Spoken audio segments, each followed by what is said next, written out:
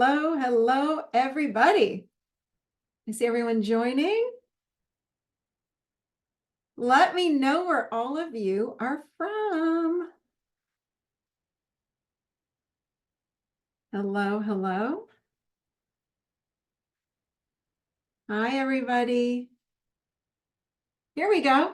Ah, hello. Oh, Rhea, look at my beautiful coaches. Hello, everybody. Hello, everybody. Oh my gosh, full house. We've got Utah, Montana, New York, Florida. I love this. Oh, California. Scotland. Oh, Sue Scott. Good to see you guys. How fun. Love it. Freeport, Maine. I'm going to Maine in July. California again, Colorado. Hello from Indiana, Ottawa. Hi, everybody. Good to see everybody. Hi, Shelly. Coach and training. I love it. Nairobi, Lucy. Hi, you guys. So great to have everybody. So much fun to see you. Welcome. You guys can add things in the chat as well. There's a Q&A. You'll see the Q&A. You can add things there. Oh, hi, Marcy. Hello. So fun to see all of you. Missouri, for those of you guys, just, drop your city in the chat. I love it. And you can drop your questions right here in the Q&A. So fun to see all of you. Oh, I like the thumbs up. Love this. I love doing these things. It's like a big party, isn't it? London, England, San Diego. Love seeing where all of you guys are from. You know, we're planning to do an Adult Chair Live event, so I'm looking at where the cities are. I'm coming out west, you guys, in the fall, just saying, probably out to Phoenix. Hello, Netherlands. Woo! Yes, Shannon, you know, girl, I'm coming out west. We're doing it. Hello, Lisa G here in North Carolina. Laura, hello, Laura. New York City. Have fun, you guys. Welcome. Welcome to today. Our webinar is how to heal your relationship and get the love you want, the 4 ingredients, or I'm going to say qualities of every healthy relationship. Hello, Maggie. I'm going to wait just one more minute before we jump right in, but I'm so happy to have you guys. Thanks so much for joining me today. We got a full house. Fun to see all of you. I love it. All around the world. Pierre, South Dakota. Hello, Delane. How fun. Santa Cruz. I love that. I've been there. So fun, you guys. Tell me if you guys are just joining me now. Let me know, where are you from? I love seeing where everyone's joining us from. For this part, I think of this as a big gathering of friends and family. It's so fun. Toronto, Maryland. Woo! Hello, Becca. Hello, Toronto. Vegas. Awesome. Love it. Woo! Good stuff, you guys.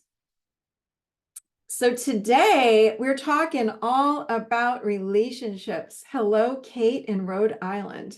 Today is all about relationships. Is the chat hidden? Nope. Go into the Q&A. Albuquerque, Seattle. Awesome. I love it. Okay, so you guys can drop questions in the Q&A. You are able to, oh, I love that. Hey, Shar, you are able to drop things in the chat. You should be able to see everybody. Select everyone instead of hosts. Oh, let me see. Hold on a second.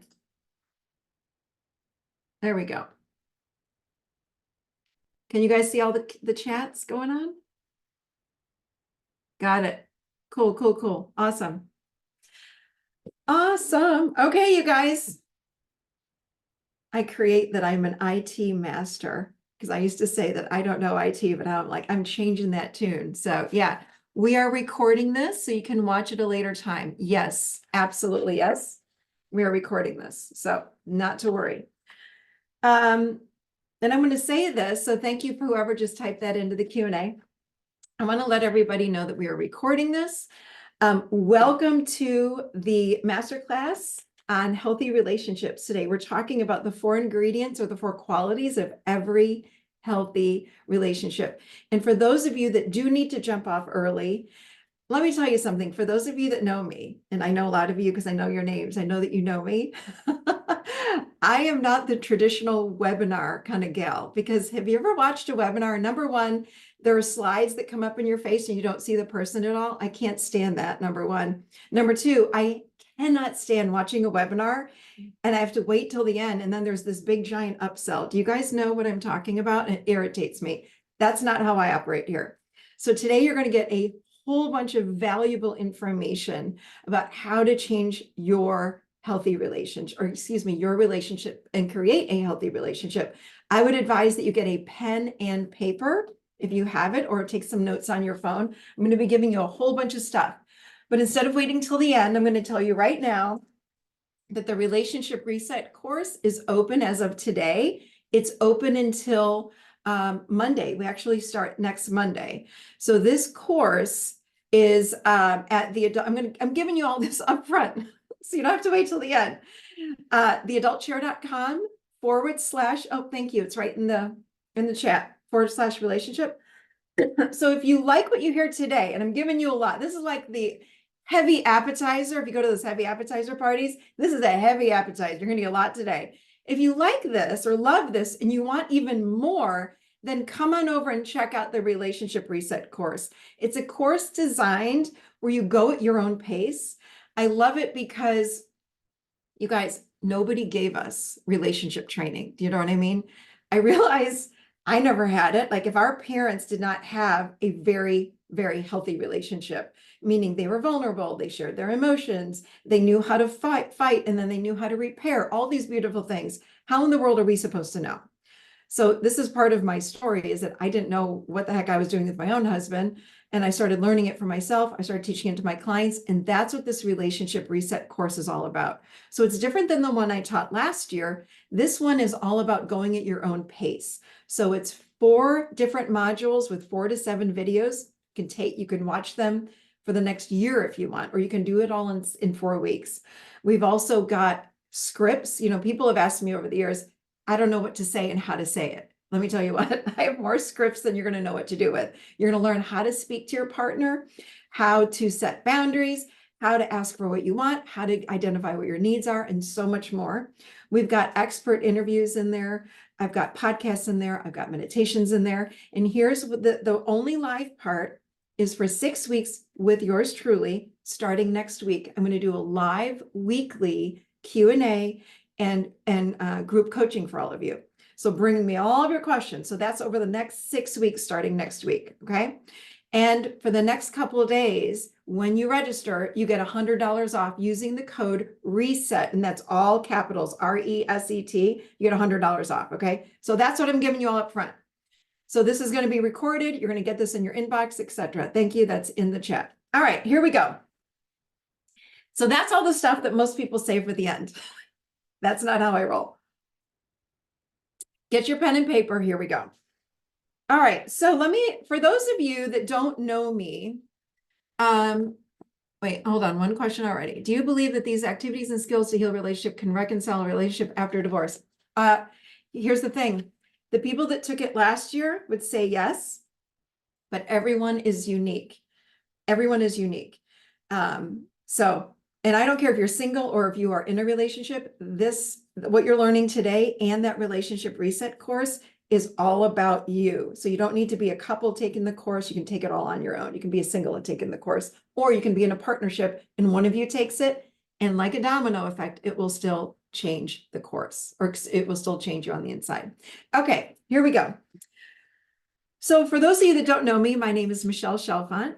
And I am, gosh, it's been, I can't even believe, I don't want to say it out loud, 25 years. I've been a therapist, a coach. I am an author. I have another book coming out next year. I have the Adult Chair podcast. I have a coaching certification program.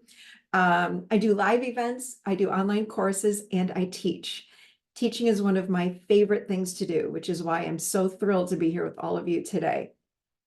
My mission and my passion in life are to give people simple tools and strategies in order to change and transform their lives. Okay, I'm all about that. And that's what we're doing today. That's what the course is about as well. So a little bit about my but that's who I am, and a little bit about my own backstory with my own husband and how we got to where we are today is that, so I dated my husband, his name is Graham. We've been together 27 years. We have two sons in their 20s, but we dated for a few weeks. We ended up moving in together right away because he was moving out of state, and we got married within a year. So it was lickety split fast. And in the beginning, everything is wonderful. Well, as you can imagine, not knowing each other very well at all and getting married so quickly, within the year of even during my engagement, I was like, oh my God, what am I doing? I don't know that this is the right thing. Big mistake, red flag. But I didn't want to say anything because my parents had already put down the deposits on the reception hall. So maybe some of you can relate. I don't know, but that was my story. And so then I had the most brilliant idea ever, which is let me figure out how to save this marriage, because we've only been married a year, or been together a year and married just for a few months. Let's have a baby. That was my brilliant idea. Had a baby. And guess what? The issues that we were having as a couple got distracted because there's a baby. So all of our focus went on the baby. And what happened was, over the next 18 years, we had two boys. The distraction of the boys kept us away from what was going on in the relationship. So Graham and I didn't have knockdown, drag out fights by any means, but we were never deeply connected. And I wanted that. And I said, when both boys left for college and the house was really quiet and empty, I was like, I don't really want to do this anymore. And he was in the same place, but I said, wow, we've had this family, everything's so great. Maybe we should work at this. So that's, again, what we're going over today. And we ended up working on our marriage. Me first, I went and did a lot of personal work, and we went to marriage counseling, like many of you, I'm sure, have gone to. As a therapist, I feel like I have the ability that I'm allowed to say this. And a lot of my friends that are therapists would say this, but unfortunately, I think there are not a lot of great therapists out there. There are some amazing, but there are also some, and I think you guys will agree, just not great. We went to, I think, 5 different marriage counselors over the course of 20 years. And there was not really, as I think back, one of them that totally transformed our marriage. What transformed our marriage, and again, no shame or shade. I'm not judging anybody here when I say that, but in marriage counseling, there was a lot of, let's have more sex. Let's do more date nights. Let's do this. Graham, you need to not get angry at Michelle when she says this to you. Is more, almost like moving chess pieces around instead of doing the deeper work. What I found is that I was already doing my work around childhood stuff. I got even deeper. When my kids left home, I went deeper into myself. That is what transformed our relationship. Me doing even more deeper work, it set off a domino effect in our relationship, which I'm going to tell you a little bit more about. So that is how I changed my whole relationship, though, is that I really did a lot of internal personal work. So I'm going to start out today with talking with you guys about the 3 common, what I'm going to say, myths or misconceptions about relationships. This is where people stumble and fall into, it's sort of like a fantasy that we actually fall into. And I'm one of those people. So let's start out with these 3, because in order to understand how to correct and heal your current relationship, you've got to understand where you might be thinking incorrectly or have some myths going on. So number 1, here's a common misconception. Again, I pulled these from clients I've had for 20 some years. Okay. Here's a common misconception. My relationship should complete me. Okay. Okay. Untrue. Not true. No one's relationship should complete them. What we want instead is that we want our relationship to complement us. So I remember hearing things in my practice, like people would say, oh, I just can't live without so-and-so. I can't be without them. I feel so much better with so-and-so, whoever that their partner was. When your partner feels like that's your oxygen, it's a red flag. It's a sign that it's actually an unhealthy relationship. What we want are to come together with another human with higher self-esteem, or more importantly, self-worth, and we come together and complement each other. It's like we can make each other better, sort of like when you put a belt on or a cool pair of shoes or a scarf to make your outfit look better. That's what our partner can do for us. We want to come together with someone that has their own hobbies, and we have our own hobbies, and we have some shared hobbies. What I used to see in my practice was there was sometimes a couple would leech onto another. There would be a lot of control going on, or there would be, I can't do that, or I need so-and-so's permission for me to take a girls trip, or I want to go on a guy's trip and I don't think my wife will let me go. Unhealthy, unhealthy. Or I've never been away from my partner ever. I've never slept alone. They need to come with me wherever I go. What we really want to do is just realize I want to have my partner as a complement. Again, just think of a pair of shoes, like the coolest pair of shoes. That's how we want our partner to be with us. So we don't, when you think about it like this as well. Our partner should not be our life force. I remember having a friend, and she said she was married 20 years or so, and she said, I've never slept apart from my husband. I don't know how to do that. That would be really uncomfortable for me. I'd asked her to go away with me. I said, hey, why don't we go to Asheville for the weekend? And she's like, I can't do that without my husband. I've never done that. And I said, okay, what would happen if you did? She goes, I don't know. It would just be really uncomfortable and weird. So, and as you're listening to these things, please don't judge yourself. There's no space for judging here or blaming yourself. This is just about gaining information and saying, wow, I didn't know, let me choose a different way. So complimenting another as a pair of shoes is actually healthy. This is when our partner supports us in our values, in our morals. Again, we may have shared goals. We may have shared hobbies. Very, very healthy. We just don't want to think of either partner as oxygen for us. Okay, that's myth number one. Myth number two, if I'm in a relationship with my soulmate, it will not take any work. Okay, big, giant false. And I used to look for my soulmate or twin flame or past life partner, all of those things. Okay, no matter what, and I cannot, if I had a penny or $100 for every time I heard this statement, but they're my soulmate, why isn't this working?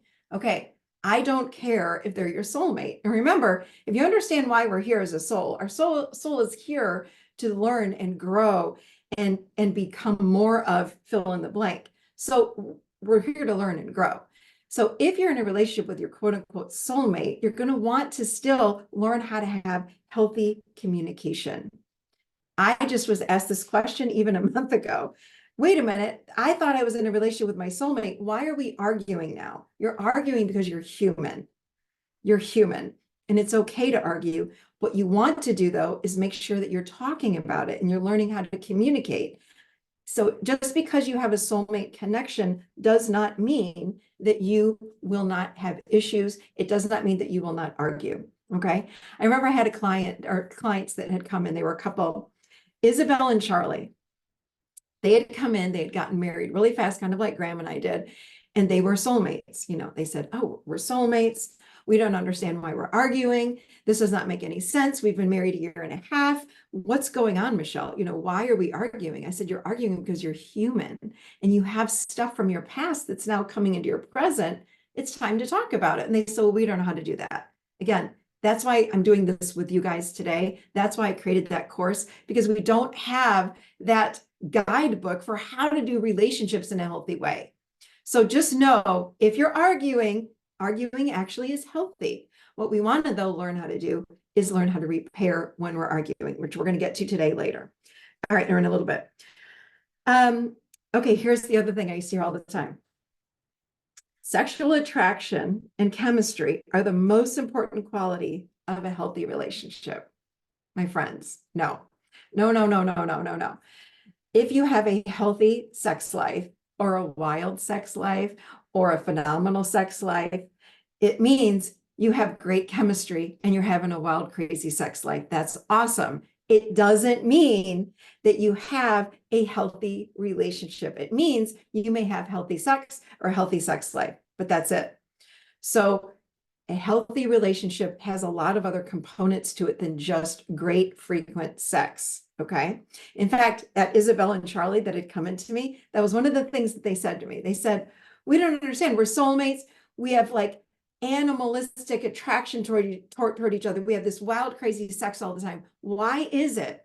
Why is it, Michelle, that we are fighting? What is going on with our relationship? I said, you need relationship skills. That's all you need. You guys don't know how to communicate what's going on in your life.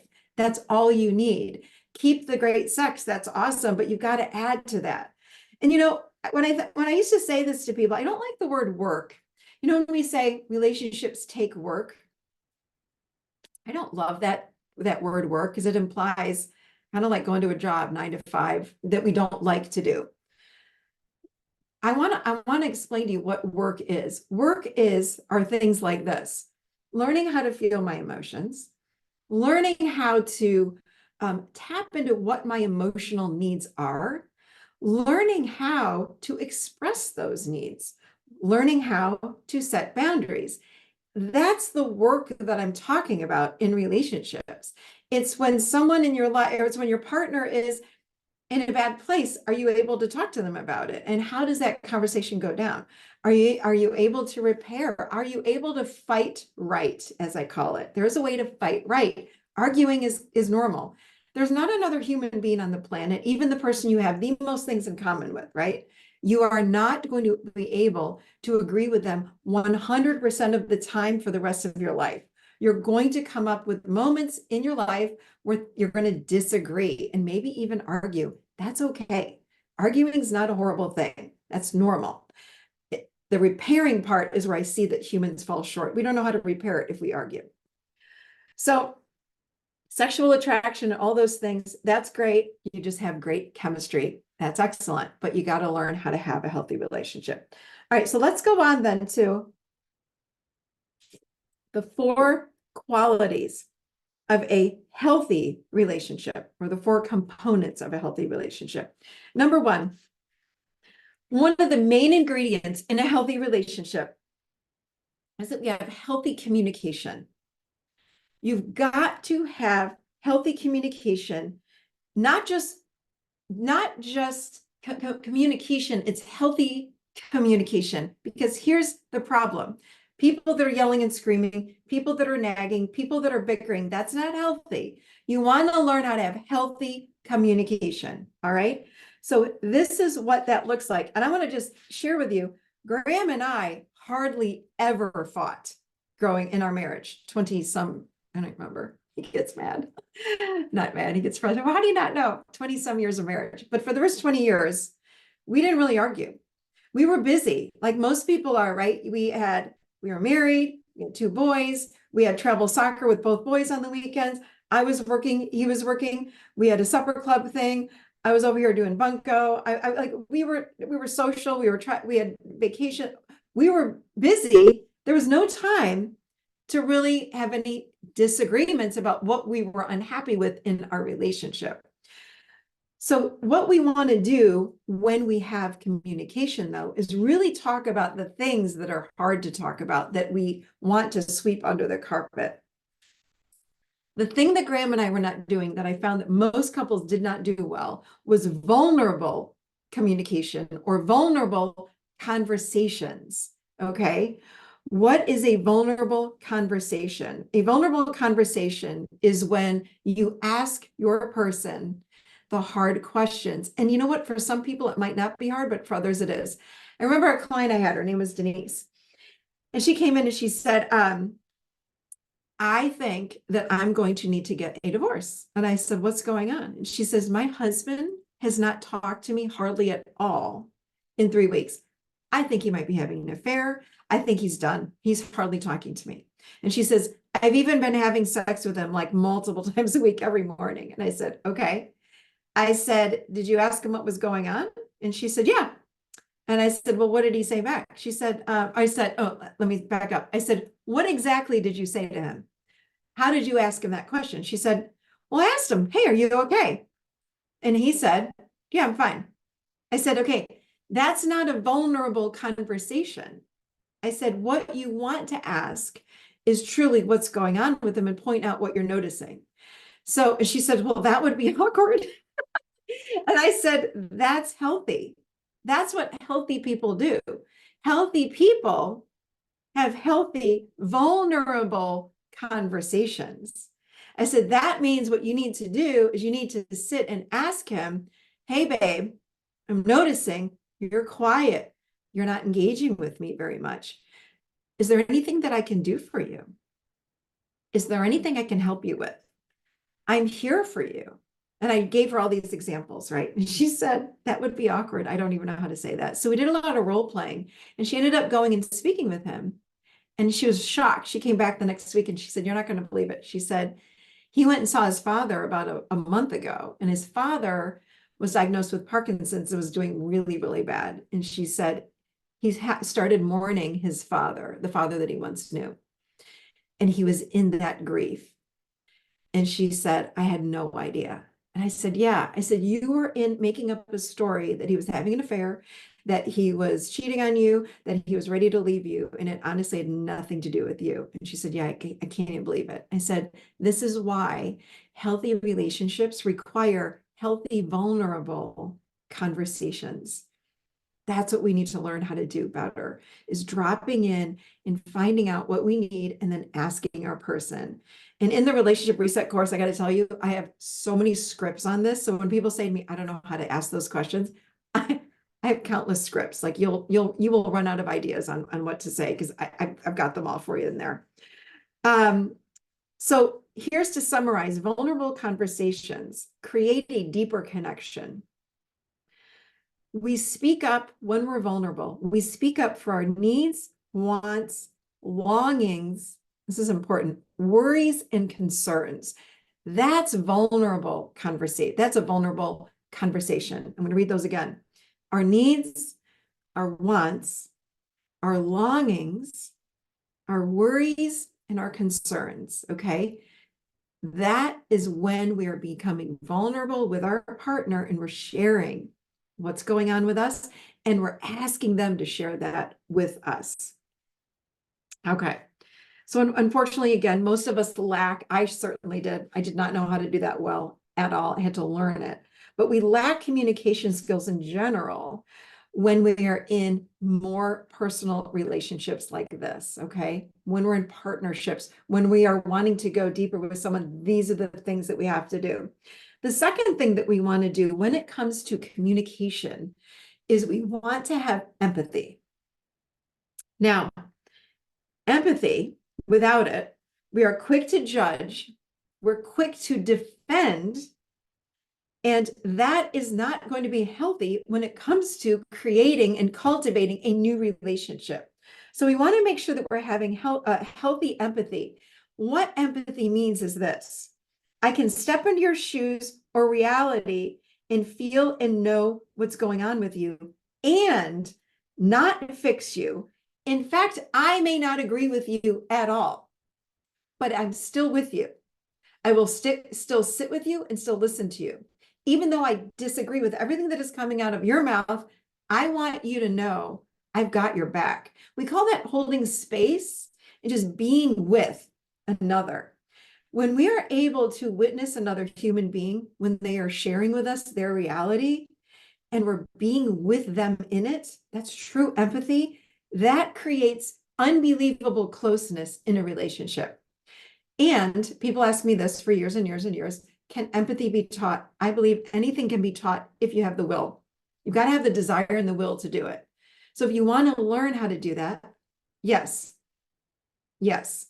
Something that I do with my friends and family is we do these check-ins where I'm sitting with another human in my friend or family group, and I just listen, and they'll go on and on and on. I don't say a word, but I'm holding space for them. And guess what happens? They go, wow, that feels amazing. Thank you. I may not agree. I may have ideas for them. I may want to chime in. I'm going to tell you to do it my way, blah, blah, blah, blah, blah. I don't do it. This can be taught. And this is something I teach you how to do in that relationship reset course. I teach, you can take this as a couple or as just one person taking it. When one person starts to change, it changes the whole relationship. So you've got to do this. Whoever's on the call today, start doing this for you, for yourself, and for others. Okay. Start doing this for other people. It creates a domino effect. So again, empathy is when I'm stepping into your shoes and feeling and experiencing your reality. It brings that other person so much closer to you when you don't fix them. And let me tell you something, it's hard work in the beginning. I was the biggest fixer on the planet. Like I was always like, I was a codependent. So I was always fixing. Oh, how about this idea? Maybe you should do this and let me help you. Da, da, da, da. I don't do that anymore. Not that I'm perfect by any means, but I don't do that nearly as much.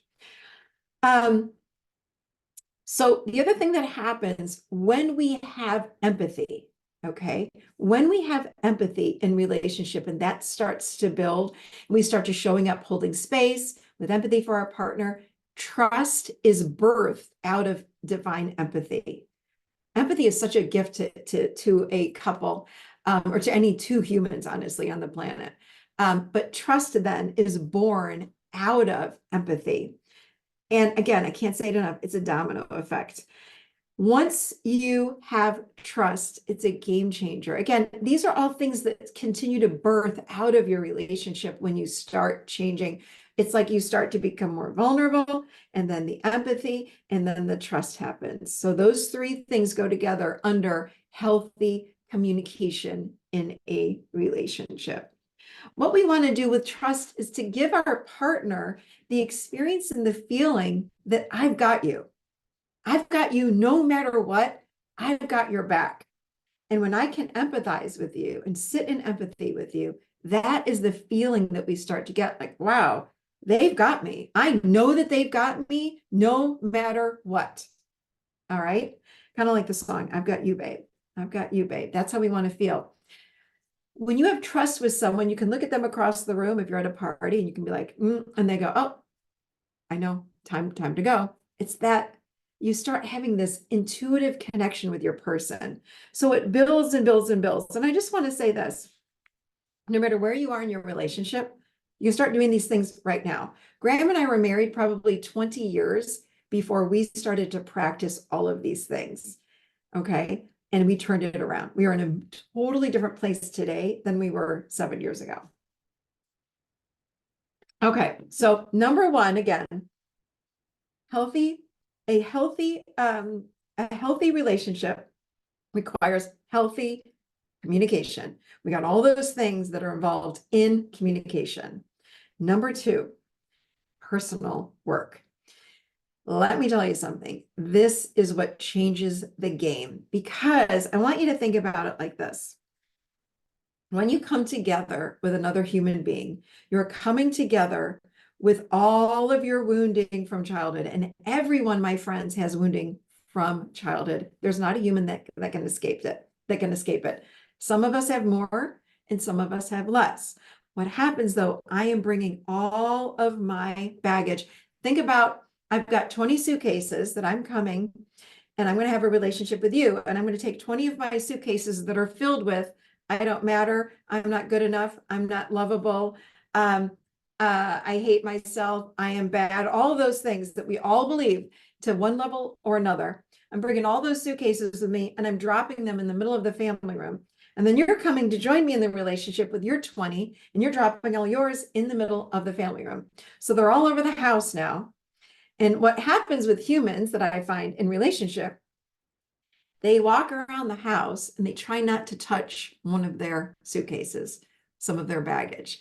And when they do, it's like a landmine. And when the landmine goes off, we are falling apart, we are triggered, we're angry, we're all of those things. So the question is, how do you remove your luggage out of the house, your quote unquote baggage out of the house? You do your personal work. That means when you're triggered, you look inside and say, what is it that's coming up for me? When you're triggered, my friends, remember, it's your stuff. Every single time, it's your stuff. So you've got to look and say, wow, when they did that, it made me feel what? And that's what you sit in and that's what you explore in order to start changing yourself. Because in order to change your relationship, hear me now, in order to change your relationship, one of you has to start changing yourself. Okay. So that person that's here, all of you today are here with me. That's going to be you. And it's okay. This is what I love about this is that you don't necessarily need both people to start working on the relationship. We need one person to show up and start working on the relationship. And that is what will then, to bring us to the next thing, changes the dance. Okay. Because what happens is when we change the dance, guess what? The partner that you're dancing with shows up in a new way as well. So if I'm doing the waltz with you and I'm dancing like this with you, right? And I start dancing like this, I'm not participating in whatever you've got going on. Okay. I'm not going to engage with you when you are talking to me like that. I'm now not so triggered, so I can sit in my emotions in a different way. So when I'm like this, it's going to affect how you're showing up with me. So when we do our personal work again, it's crazy how we can change our relationships. And not only our personal relationships or our primary, you're going to find your relationships with your friends and your family and parents, everybody starts to change because you've done your work. You're clearing out, I call it cleaning the slate. You're clearing out all the old stuff that gets in the way of you aligning with more of your true self and showing up as this healthier person that has higher and healthier self-worth and self-esteem.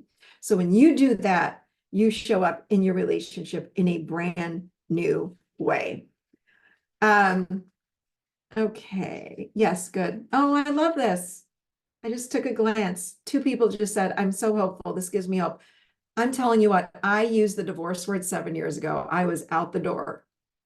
Hear me, out the door. I was gone. Okay. Things changed. And I didn't ask Graham to change. Did not. I changed. I said, what is going on within me that I'm tolerating this marriage the way it is? And it wasn't horrible. It wasn't it wasn't what I wanted. I wanted a deeper connection. I wanted that. And guess what? It wasn't about him. It was about me. And if you're in a relationship, when you do your personal work, it becomes about both of you. That relationship will change because of you, because of you doing your work. Okay. All right. Hold on a second. Where am I? I got sidetracked because I looked at those, I took those comments. Oh, good. You like the self-work. Yeah. Oh, I love this. Okay, I'm not going to get distracted yet. I'm going to look at the comments at the end. Okay, let me go back to this. All right, so here's the thing. When it comes to personal work, I want you guys write these questions down. Here we go. I want you to ask yourself and think about this. Something I love to do are journaling prompts and really going inward. We've got to excavate what's in there and in the way, right? We're going to remove the suitcases from your house. Think about it like this. You ready? This first question, ask yourself this. What relationship skills did I witness growing up from my parents? Write that down. What relationship skills did I learn from my parents while I was growing up? And let me explain that a little bit. Did you learn to shut down your emotions? Did you learn to be quiet instead of speaking up? Did you learn not to set boundaries and instead get small? Did you learn to explode? Did you learn to rage? What did you learn in your relationship or from the relationship from your parents or the people that raised you? What did you learn from them? Please don't blame them. This is not about blame. I didn't have the best people that modeled for me by any means, but I don't blame them because we can learn it now. But we want to get clear about, oh my gosh, wow, that is what I learned. Because my friends, from the age of 0 to 6, we are little sponges that are absorbing everything in our environment, whether we want to or not. We lack discernment. We can't say, oh, wait, my mother's an alcoholic. I shouldn't take that in. No, as little kids, we don't have that part of the brain that's alive yet. So we suck it all in and we go, yes, yes. Okay, that's how I do relationships. That's how I show up in relationship. That's how I show up as a mother, as a father. That is how I show up as a friend. We learn all this from when we're growing up. Okay, it just is. And we can change any of it. So again, what did I learn or witness from my parents while I was growing up about my relationship skills? What relationship skills did I witness growing up? Number two, this is the suitcase question. What beliefs or programs? I think about a program as a belief. Like a program would be all people leave me, or I'm not lovable, or people abandoned me, or I'm not worthy of love. Beliefs and programs are the same exact thing. So what beliefs or programs, good or bad, might you have formed while you're growing up? What beliefs or programs might you have formed from what you learned from your parents? What did you believe then? What do you believe now about relationships? Okay. There it is. I learned not to talk about it. Yes, sweep it under the carpet. Some people learned again to get really small. Some people learn to get really big and blow up and explode and yell and scream. Some people learn to leave. When things get tough, leave. You have a parent that suddenly vanishes on you, and you're like, wait, what happened to dad or mom? They just left. People leave me. So we take this in. You may not be conscious about it, but if you sit with it for a moment, you're going to start to get clear about what is going on within you. Okay. Another one, men are cheaters. I remember I had a client one time and she came in, she sat down, she said, I can't seem to have a relationship. All men cheat. And I said, well, what happened when you were growing up? She goes, well, my mom got cheated on by two of her husbands. I said, oh, what do you believe about cheating? And she said, all men cheat. So guess what she's creating? All men cheat, right? So no matter what you have, what you're thinking about in your conscious mind, like, well, I don't want that. I don't want men that cheat. That's 10% of your mind. 90% of your mind is in the unconscious mind. And that's where all these programs and beliefs are buried. That's where they exist, is in the unconscious mind, right? So if you've got all men cheat or I'm not lovable, that's what is responsible for creating the relationship that you're in and attracting you to the quote unquote perfect partner. They're perfect because they're aligning with the beliefs that you have and the programs that are inside of you. That's why we can't blame them.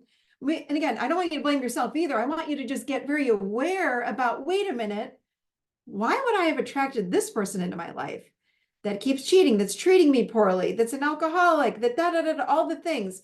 What's going on within me? Now, we don't want to blame ourselves. We want to become aware of it and go, wow, I don't choose that. I don't want that anymore. This is what I want instead. Okay. All right, let's see. And we go deeper in this in the course, you guys. Again, and then the third question I have for you guys is, where do you see these beliefs show up in your life? Which is kind of like what I just said. So those are the three questions. Again, the third one is, where do you see these beliefs show up? I also like to look at patterns. What are the recurring patterns? All right. All right. Number three, this is the third quality.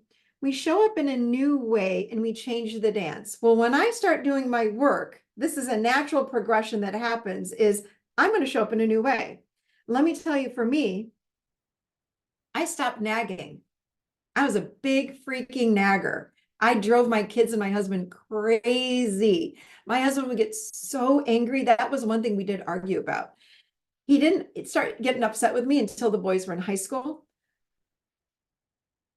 And I would ask him things over and over and over and over and over again. And he would lose it. He'd be like, I can't take it anymore. Da, da, da, da, da. Here's what's interesting. When we started doing our personal work around that, and I realized why I was nagging because I was so codependent. I felt like I had to control everything in my environment. And I had no trust in him that he would get things done that I thought needed to get done immediately. Right? So I would I would just nag and be like, hey, have you done this? Have you done this? And then he dropped into, which was interesting, that I don't trust him. And then he dropped into that he's less than, that his wife doesn't even trust him. So we were able to talk about this. It was so cool to really like excavate what the heck is going on inside of us. So even today, we had the AT&T, the guy coming to check our cable for the internet. And I said, have you turned your phone on? And he said, yeah. And an hour later, I said, did you turn your phone on?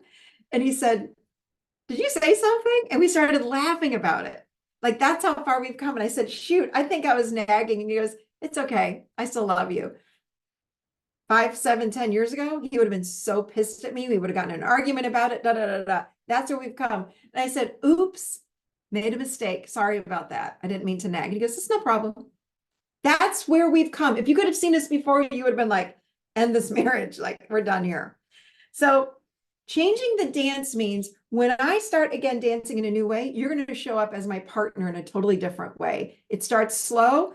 If I don't give in to the old way, again, if I'm dancing like this with you, and I've been doing this for 20 years, meaning you say this, I react like that. I say this, you react like this, and we go back and forth, right? If I stop doing this and I start doing this and I'm doing a new dance with you, I'm not reacting. I've gotten in touch with what's going on inside of me. I don't have triggers anymore, or a lot of triggers. I'm not nagging. Guess what? Everything starts to change. So when we change the dance, the relationship starts to change. Slowly but surely, slowly but surely. It is fascinating to watch how this happens. Okay, next thing. Fourth thing, here we go, fourth quality. Another thing that we want to make sure that we're doing with our partner is having intentional engagement with repair strategies. So what I mean by intentional engagement is, again, I don't care if you're single or in partnership, you can practice this with anybody, but can you be intentional when you're having a conversation with somebody? So for Graham and I realized, again, we spoke all the time. We had dinner at the table, the kids were there. We had talk, we'd be going over to soccer. I'm talking about my day at work. He's talking about his day, but we weren't communicating about the deeper things. I wanted a deeper connection.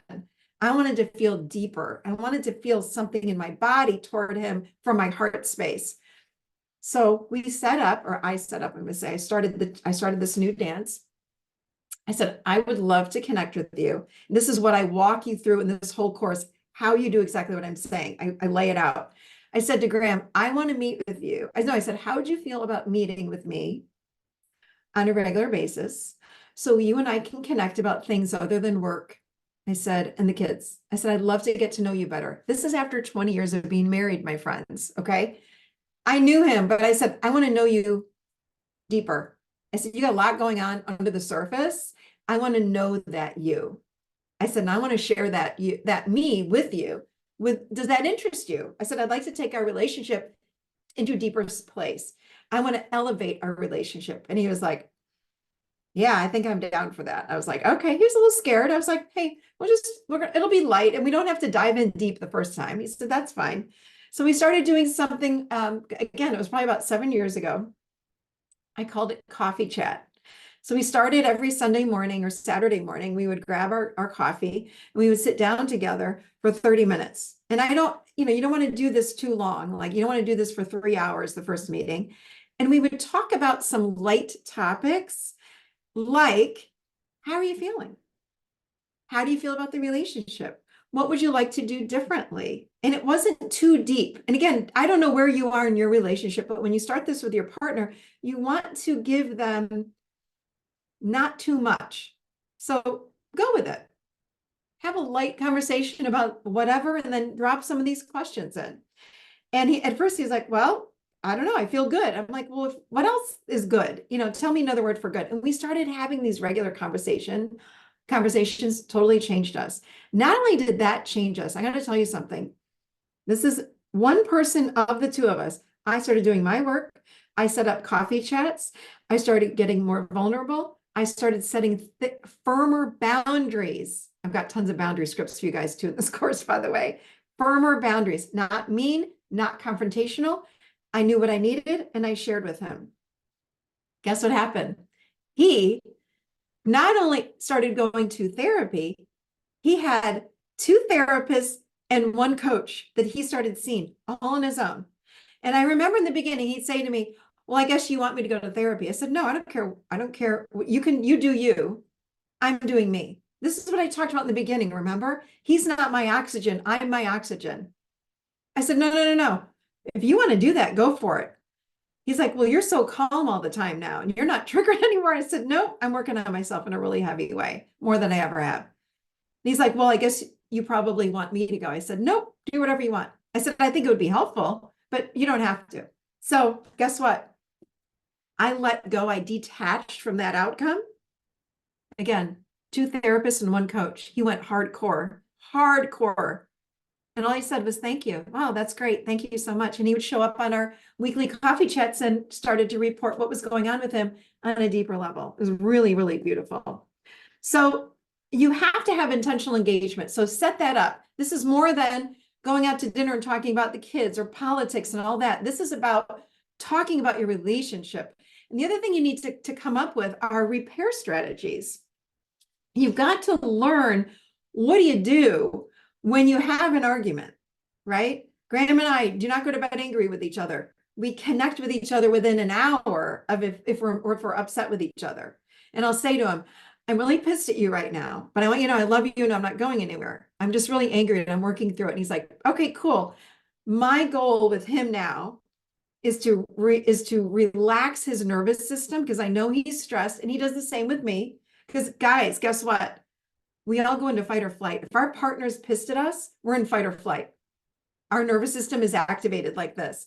So it's in the shortest amount of time you want to repair for the relationship, not even for them, for the relationship and for the other person. It's helpful. So you got to come up with, what do you need as a couple that would be helpful in your relationship? Never go to bed angry, all those kinds of things. I've got other ideas on this again in the course. The course is jammed. If you think this is packed, wait till you see the course. Okay, so let's talk about this. Let me see, what time is it? Okay, I want to go over these 3 things that are incredibly important, regardless of how busy you and your partner are. These are the top 3 things couples need to do to feel fulfilled and will continue to build a healthy relationship. These are one-off things you can start today. I've got them. So write these 3 down. This will start to change your relationship as well. Baby things, appreciation. Number 1, appreciation. You want to appreciate each other. And again, I've had couples, or people will come and go, well, my person does not appreciate me. They don't say anything nice. I don't care. You start, this is you changing the dance. You start the new dance. So for example, when Graham empties the dishwasher, I'll say, thank you so much for emptying that dishwasher. Thank you for taking the garbage out. Thank you for, little things. Thank you so much for stopping by the grocery store and getting me my almond milk. I really appreciate that. Thank you. And it's not a one-off thank you. I really look at him in the eyes and I say, thank you. I really, really appreciate you. And I said that to him the other day. Thank you so much. I really appreciate all the work that you've done on yourself. It's so fun to live with you now, and I look forward to our future. I don't know what's coming, but thank you. I know that you do a lot of hard work on yourself, and it's scary and it's hard. And I just want to say thank you. You can't appreciate someone enough. It feels good. It opens the heart, you guys. And that's where we connect. If we want a deeper relationship, a deeper connected relationship with someone, it's from this space. It's from our heart, the heart center, the 4th chakra, our physical art, all of it. The heart is magic. It's where our soul, it's where we connect to the soul. So when you appreciate someone, you're coming from your heart and they receive it, hopefully, in their heart. Okay? So appreciation is huge. Number 2, this is so cool. 1-minute check-ins. I remember starting doing this with Graham. We would be, we both work from home, and I'd be downstairs, I'd be walking by him in the kitchen, and I would grab his hands and I would look in his eyes and I'd get really present and I'd say, hey, I'd like to check in with you. Give me 1 word with how you're feeling. And he'd say, peaceful, anxious, overwhelmed, angry, whatever it is. And then he'd go, how about you? And I'd go, I feel one of those words. Guess what? And then you walk away and you part ways. But there's a connection that we're having. We're holding hands. I'm looking in his eyes. We're in the heart. Again, 1 word check-in, and then you go on with your day. There's no fixing. I never say like, well, what do you mean you're in a bad mood? Why are you so anxious? What can I do? Because I leave it up to him. He knows, we've already set this up. If he needs me, he's going to ask me, hey, can you help me? Now, sometimes I'll say, do you need anything? And he'll say, no, I'm good. Okay, cool. He's going to walk away angry. I might need to ask him, because now I know how to do that in a healthy way. Is your anger about me? Do we need to have a conversation for a few minutes? No, it's about work. Okay, great. My goal with him is to keep his nervous system in check, and his goal with me is to do the same, because it's good for our relationship. Okay. I want to calm him down, and he always wants to keep me calm because that's how you connect deeper with another human. Third thing, here we go, almost done. Hug for 30 seconds or more. Hugging, again, in the kitchen.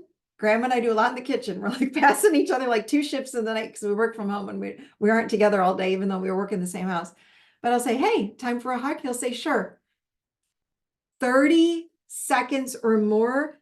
Holy moly. Your guard comes down. It releases oxytocin. I remember going as long as 2 minutes just hugging him for 2 minutes.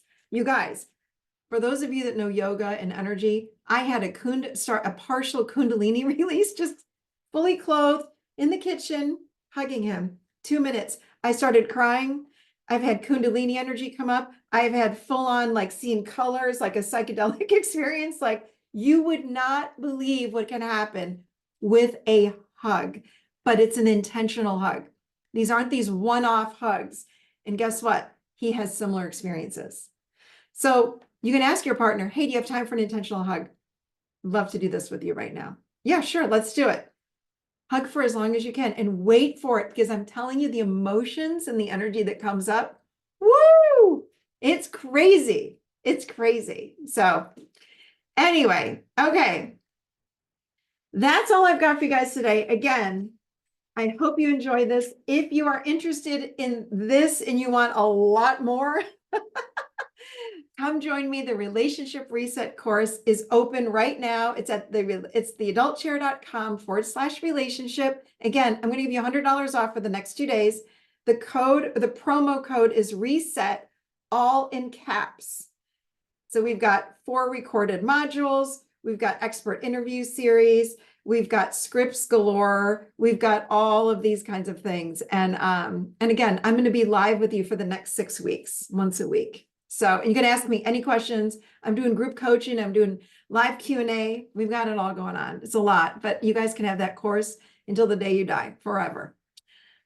Okay, let's see the questions. I've got a few minutes. Thank you, thank you, thank you. Oh, love you guys. Thank you. I love hearing you. Oh, love it, love it, love it. I love this. Okay, let's see. What if your partner, I'm going to read some of these questions I've got here, you guys. Okay, what if your partner is not able to be empathetic or show empathy and does not see that there is a problem? Great, great question. I love this. So if they're not able to be empathetic, I'm going to ask you this, and maybe are they not able to be empathetic, or are they not choosing to be empathetic? Right? And if it's not a problem for them, okay, your question is, and they do not see that as a problem. What I'm hearing you say is it's a problem for you, and that's something that you'll share with them, not in an angry way, but hey, this is something I'd like to work on in our relationship. Empathy is important to me. So there's something we call in the course like a critical conversation, right? And I teach you guys how to build this new connection, like on a weekly or a bi-weekly basis with your partner, where you're building, and creating this connected relationship that you want. So they may not see it. Graham didn't see it as a problem that he was not in therapy. I did, but I just kept working on me. So you want to focus on you, and I would share with your partner, but it is a problem because I need someone to be empathetic with me. Can we practice this together? So you're asking a lot of questions, because when we blame someone, guess what happens? They put their sword and shield up. They're ready for battle. We want to drop the defenses and get them to. What if we're apart and he's not answering calls or texts? So I would ask them, you guys, be direct. Hey, I'm noticing you're not answering my calls or texts. Are you wanting to break up? Are you wanting a divorce? I don't know if you're married or not, but are you wanting to break up? Are you wanting a divorce? Are you wanting to separate? These are boundaries. And what I find is how little we as humans, again, this is 25 years of me having a private practice with clients, how little we know about boundaries and how to set healthy boundaries. We're not great at it, unfortunately. I was not at all. I didn't know how to ask, so I just stopped asking. Now I ask everything. So if someone's not answering your calls or texts, you got to be direct. Hey, what's going on? You're not answering. Are you wanting to break up? Because that's what I'm guessing. So if you don't answer me, I'm going to say that we're over. What strategy would you suggest for things like check-ins when you're divorced and not in the same physical space? How about doing it on FaceTime? Do it on FaceTime. If you're divorced and not in the same physical space. I don't like texting because let me tell you something. When you text somebody, it throws them into fight or flight immediately. Immediately. When you hear a text, you may not notice it, it strikes your nervous system.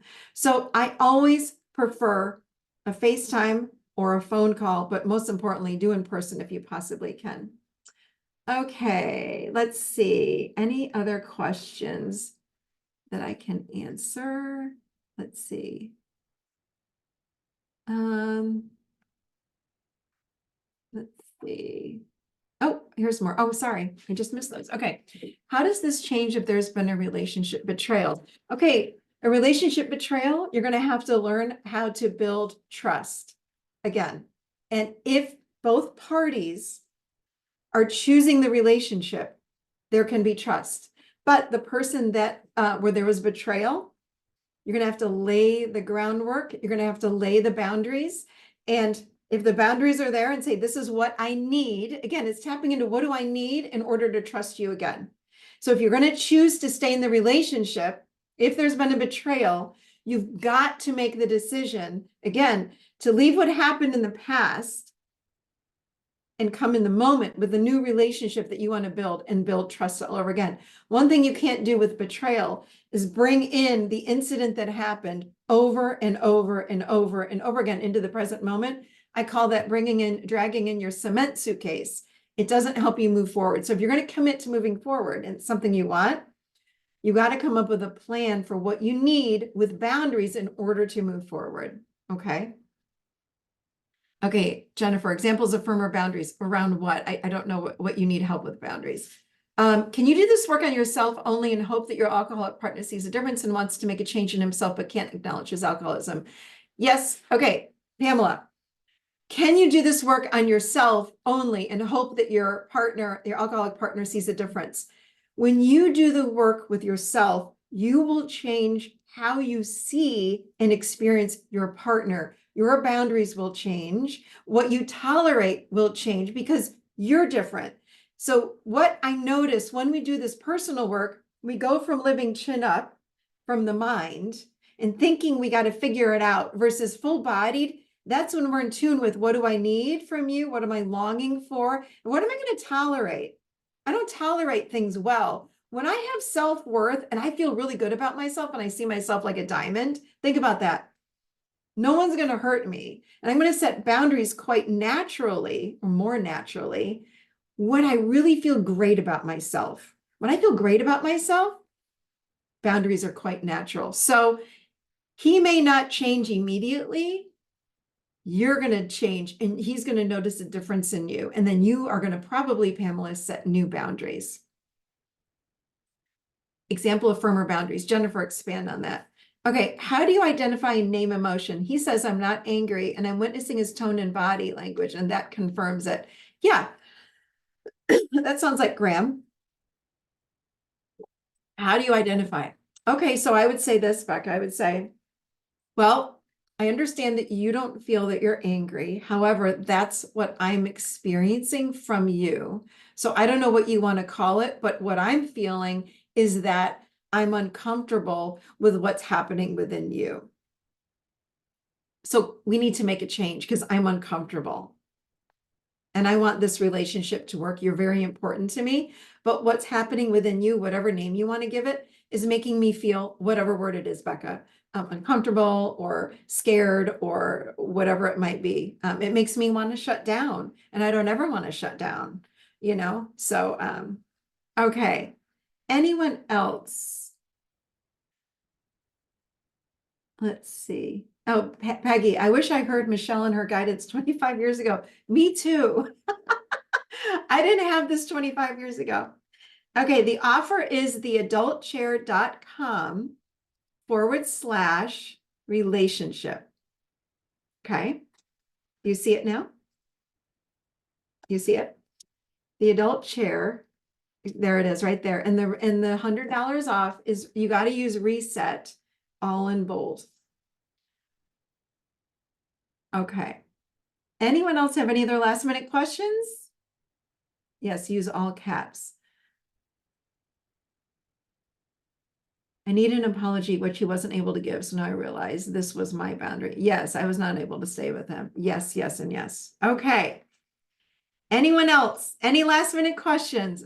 I am here. Oh, here we go. My husband doesn't talk. We can sit in the same room for hours without speaking unless I start a conversation. How can I get him? I got this question all the time last year. I love this question. You want to ask him because somehow he was a talker because you're married to him now. So at some point he walked down the aisle with you and he talked to you. So now I would say things like, hey, babe, I would love to develop a deeper relationship with you. I'd like to get to know you again. All whatever you want. I don't know what you want. So what is your desire, your longing? And that's what you're going to share with them. Could we have a conversation? Could we start communicating a little bit more, even if it's 15 minutes on Sunday mornings? I'd love to do that with you. It's important to me and to this relationship. Ladies, a lot of women in here. Listen, you need to get clear on what you want. What you want is okay. What you need, what are you longing for? We do not need to not speak up for ourselves anymore. And men too. There are a few men in here. Please, please, please speak up for yourselves. What do you need in your relationship? You know, you don't need to not set a boundary on that. Please speak up. Please speak up. Okay.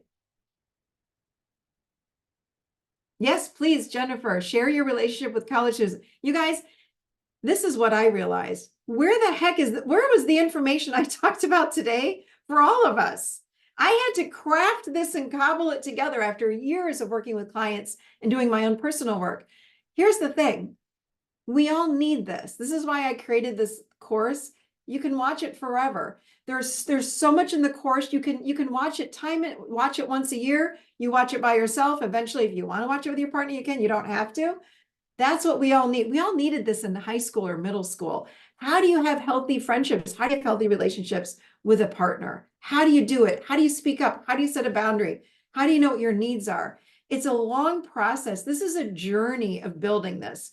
So even though the course where I'm with you is for 6 weeks, this is a journey you're going to be on. You're going to notice things are going to change for you as you go along. You're going to be different. Your relationship will show up in a new way. Promise. All right. Yes. Thanks, Shannon. I did cobble it together. Thanks, Russell. Love it. All right, you guys, there it is. theadultchair.com/relationship. Reset is the coupon code, $100 off. I'd love to have you join me. We start on Monday. You'll have the first module dropped Monday. The live Q&A and live coaching with me is on Thursday. So every Thursday we'll be doing that. Boo. Oh, thanks for holding this. I realized as I listened, I had joined the one and just, oh, great. It still resonates with me. Yay. Love it. Love it. Love it. Love it. All right, you guys.